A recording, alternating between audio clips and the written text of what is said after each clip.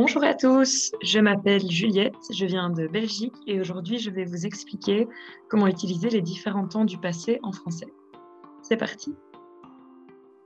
Alors, les temps du passé, on va donc aujourd'hui se focaliser sur l'alternance entre l'imparfait, le passé composé et le plus que parfait. Pour rappel, l'imparfait, c'est lorsqu'il y a la continuité d'une action dans le passé. Donc quelque chose que l'on faisait dans le passé, que l'on était en train de faire dans le passé. Ou alors une habitude du passé. Par exemple, quand j'étais enfant, je buvais du lait tous les matins.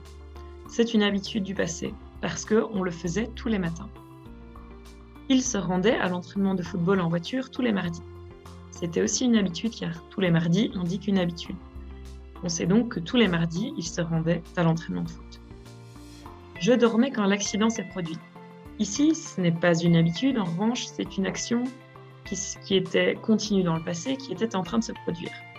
Quand l'accident s'est produit, j'étais en train de dormir. Je dormais. Elles lisaient un livre quand quelqu'un sonnait à la porte. Elles étaient en train de lire un livre quand quelqu'un sonnait à la porte. C'est ici à nouveau une continuité. C'est donc là toute l'importance de l'imparfait. Le passé composé, en revanche, exprime la rupture. Donc c'est un événement ponctuel qui va venir créer une césure, qui va venir arrêter une action qui était en cours. Il dormait lorsque l'incendie a démarré. L'incendie qui a démarré a donc créé une coupure dans une continuité. Il était en train de dormir, imparfait, et l'incendie a démarré. Nous étions enfants quand la guerre a éclaté. La guerre a éclaté, c'était donc quelque chose qui est venu arrêter l'action en cours. Je vous ai interrompu alors que vous mangiez. Vous étiez en train de manger et moi, soudainement, je suis venue, je vous ai interrompu. C'est donc du passé composé. Le plus que parfait, c'est encore une nuance. Il exprime l'antériorité, donc c'est-à-dire un fait passé qui s'est produit avant un autre fait du passé. C'est donc une forme de double passé. Il est toujours utilisé en combinaison avec un autre temps du passé et il indique une action qui est terminée, qui est accomplie, qui est révolue. Par exemple, quand nous sommes arrivés chez eux, les enfants avaient déjà mangé. Donc ça veut dire que nous sommes arrivés chez eux, c'est du passé, nous sommes arrivés chez eux dans le passé, mais encore avant cela, les enfants avaient déjà mangé. J'avais déjà enfilé mon pyjama quand ils m'ont proposé d'aller au restaurant. J'avais déjà enfilé mon pyjama avant même qu'ils me proposent d'aller au restaurant. C'est donc deux événements distincts du passé. La chanson qu'elle avait composée 2 mois avant retentissait désormais dans le stade. On sait donc que la chanson qu'elle avait composée, c'est un fait qui était antérieur au moment où la chanson a retenti dans le stade, car elle a d'abord dû composer la chanson avant que la chanson retentisse dans le stade. Donc voilà, ça c'était un petit rappel des 3 temps principaux. Maintenant, comment utiliser ces différents temps ensemble?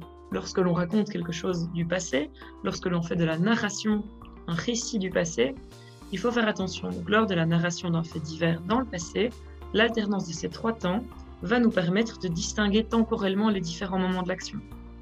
Donc, pour ne pas mélanger les différents moments, pour ne pas mélanger les informations, il faut utiliser le bon temps, bon moment, pour que l'interlocuteur puisse comprendre ce qu'on veut dire. Ici, nous avons un petit exemple de narration. Je promenais mon chien dans la forêt, quand tout à coup, un loup l'a attaqué.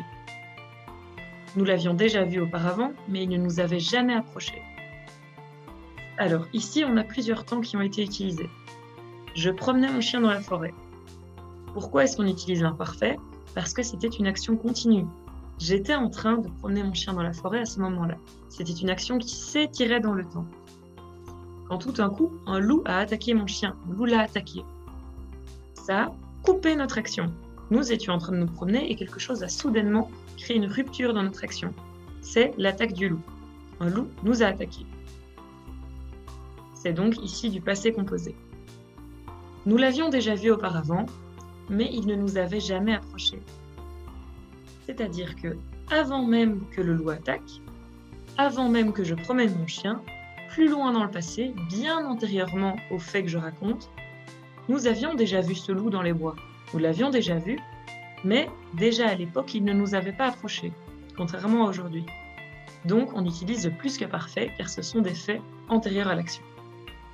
Donc, avec ce petit exemple, vous pouvez normalement retenir les principes de l'alternance des temps du passé dans la narration. Il y a encore un petit fait spécial par rapport au temps du passé que je dois vous raconter aujourd'hui, c'est le discours rapporté. Dans le cas du discours rapporté, c'est-à-dire lorsque quelqu'un nous explique quelque chose et que nous-mêmes nous allons répéter ce discours à quelqu'un d'autre, on substitue le plus que parfait au passé composé. Vous allez comprendre avec les exemples que je vous donne. Imaginez, vous vous êtes arrêté par un policier dans la rue.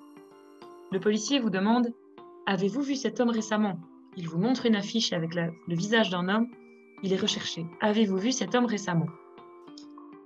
Vous pourrez donc dire, quand vous rentrez chez vous, « Le policier m'a demandé si j'avais vu cet homme récemment. » On ne dira pas « Le policier m'a demandé si j'ai vu cet homme récemment. » Non, non.